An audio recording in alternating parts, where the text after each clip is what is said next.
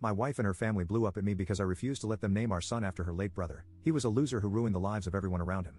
Trigger warning: child abandonment, verbal abuse, mentions of abuse and addiction, infidelity. My wife, 26F, and I, 28M, have been together for 10 years, and married for 4 of those. My wife is pregnant with our first child, a boy, and she is due in early July. Now on to the issue that has arisen. My wife wants to name our son after her brother, who passed away a little over a year ago. Her brother, whom we'll call T, was her only sibling, and they were very close growing up, as they were only 2 years apart. However, her brother was not the most pleasant person. He was a substance addict starting from age 14 to 15, he stole from everyone around him including myself and my wife, he was abusive to all of his partners and his child, and he served several years behind bars. T was also abusive to my wife and her parents. He had a stay-away order from our home because he broke in while we were away and stole our TV, my wife's jewelry box, and one of my GNS. T passed away last year in April from a substance overdose, and it deeply affected my wife. It was her first major loss she has suffered, and she still attends therapy to help cope.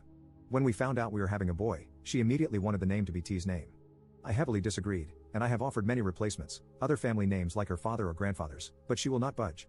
She wants our son to have the exact same name as her brother, first and middle. She has even gone as far as to say that if we name him something else, she will have it changed, or only call him by T.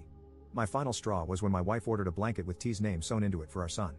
I blew up and told her I was not naming our child after a substance addict who took advantage of everyone around him. My wife blew up at me, she screamed at me to leave, threatened to call the police if I didn't, and called me a piece of crap for talking about her late brother like he was trash. I did leave. I told her I would attempt to speak to her again about this once we had both calmed down, and I apologized for speaking about T in a negative way.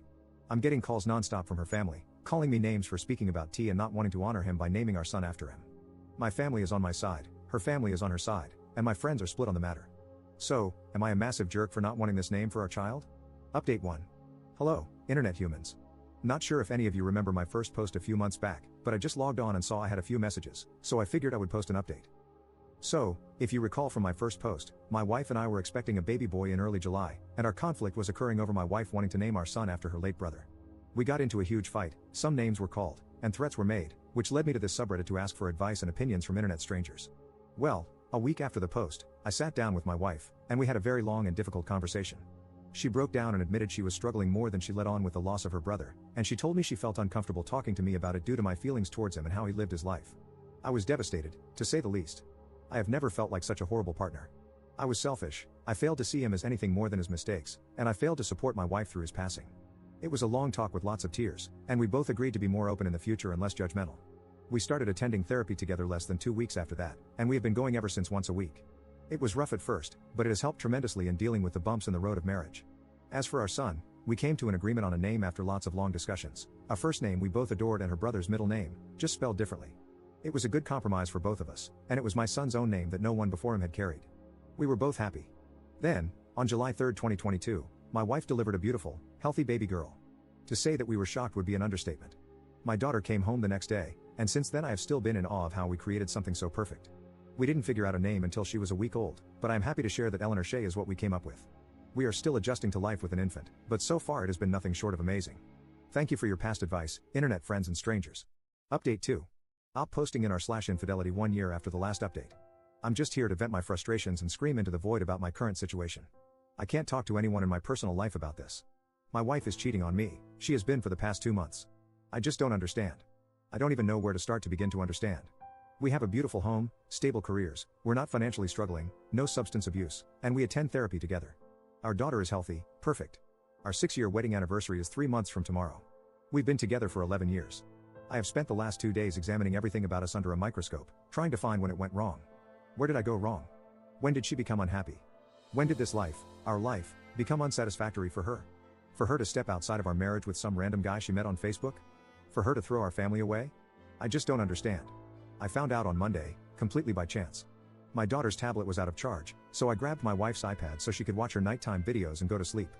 My wife isn't home right now, she's on a trip and won't be back for another 4 days.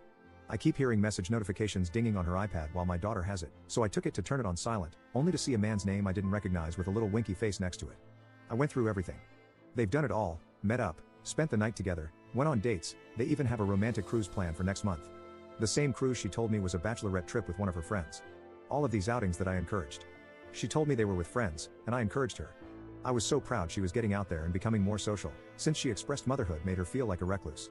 And after digging a little deeper, All of these new friends she's been out with don't even exist. All lies. They are characters she's created to continue her relationship with this man. I feel like a complete and total idiot. I never second-guessed a lie she fed me.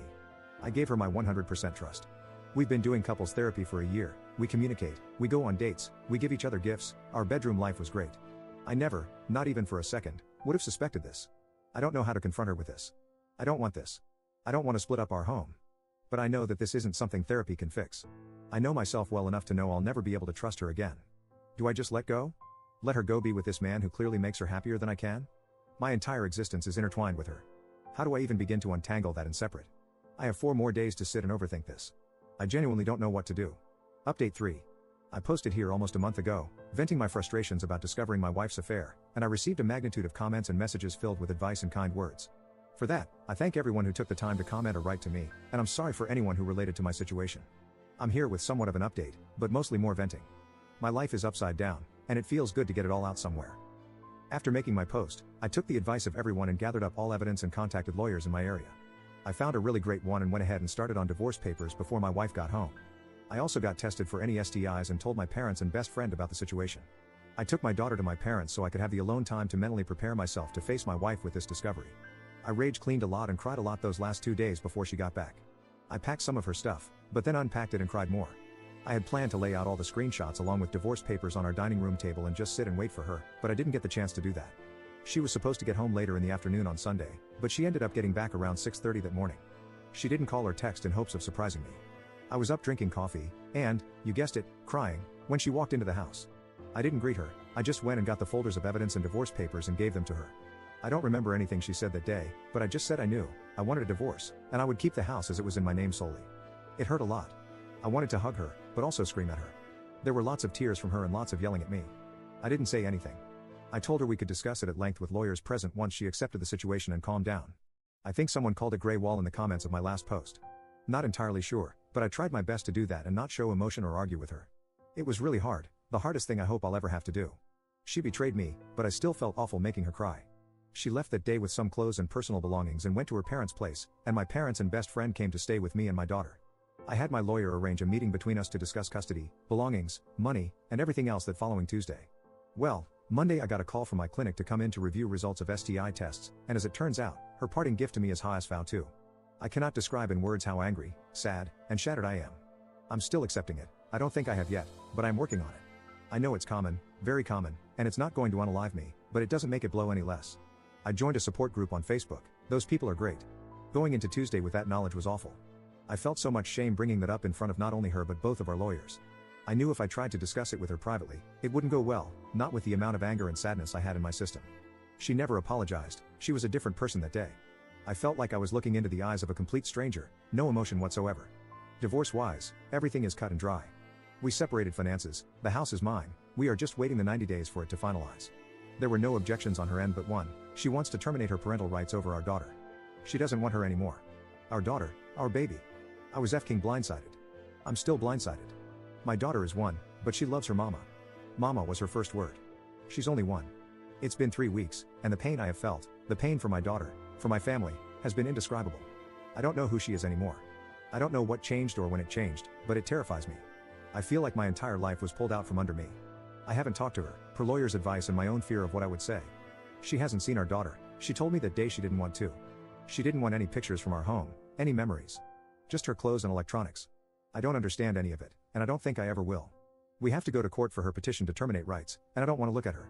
I just can't accept this as reality right now, not after everything. I'm trying as hard as I possibly can to keep a positive outlook on everything and be strong for my family and my baby, but this has been so hard. I hope a year from now I can look back and say I survived that, but right now it feels impossible to even see next week. I'm not suicidal, so don't take it as that. I'm just emotionally, mentally, and physically demolished. Absolutely demolished. Update 4. Hi there, to anyone who has messaged me and to all the people who have left loads of comments regarding my past venting on this account, apologies first off. I genuinely kinda forgot I had it. I'm not much of a Reddit guy, but I've been getting into TikTok lately and saw a video about a super depressing Reddit story, which reminded me of my own super depressing Reddit story lol. It's been around 8ish months since I posted here about my upside down situation, and a lot of people messaged me in that time wanting to know how I was and what unfolded. I really appreciate you strangers for all the kind messages. It genuinely means a lot, and I'm sorry I haven't replied or anything. My life has been such a whirlwind these past few months. It's hard to believe that was that long ago. To sum up the sad stuff, First off, my divorce was finalized without any hiccups or holdups. I'm still in the works of trying to sell our old house, but in the meantime, we moved to a new state. My ex is still in the process of petitioning for termination of parental rights. I've only seen her 3 times since moving, and it has been to fly out for court. I was granted temporary full custody in the process, per her request and suggestion, and she was not mandated any visitation and has denied any offer of it. She has not seen my daughter in 7 months, she has requested not to. I don't know what else she's been up to or if she is still with her boyfriend or not. Since the divorce, it has been in the best interest of my mental health to keep the contact as minimal as possible, and she has done the same. I have offered many chances for her to visit with my daughter, whether it be via video call or flying out, and before we moved, I asked weekly, but it was always a no. Her parents still video call with my daughter, and we're hoping they can fly out over the summer and spend some time with her. They've been cut off by my ex as well. I'm not sure what changed, but I can't change it back, and I am accepting it mostly. I wish her well in all future endeavors. Now for the happy stuff that has happened. Firstly, I am a proud Arizonan now. I never saw myself moving here, but we have loved it so far. My parents packed up and came with us, and I don't think I've ever seen them so happy. My daughter is doing amazing. She will be 2 years old in July, and she is the smartest, funniest toddler I've ever met. She knows her ABCs, can count to 20 without help, loves animals and bugs especially. She thinks farts and a cow mooing are the definition of comedy, and she doesn't know, but she has been my biggest motivator to heal from this whole ordeal and be my best self. Like I genuinely don't know how I helped make such an awesome kid. The more her personality grows, the more in awe I am of just how cool she is. I could talk for days about her, so I'll cap it here before this ends up being a Harry Potter length post lol. As for myself, I'm in therapy and have been throughout these 8 months, and I'm in a much better headspace. I'm working on getting back on top of my health as I did put on about 30 stress pounds. I'll get there eventually, but I'm not sweating it too much. I have not dated or tried to, I don't think I will anytime soon. I've adjusted to being a single parent pretty okay for the most part.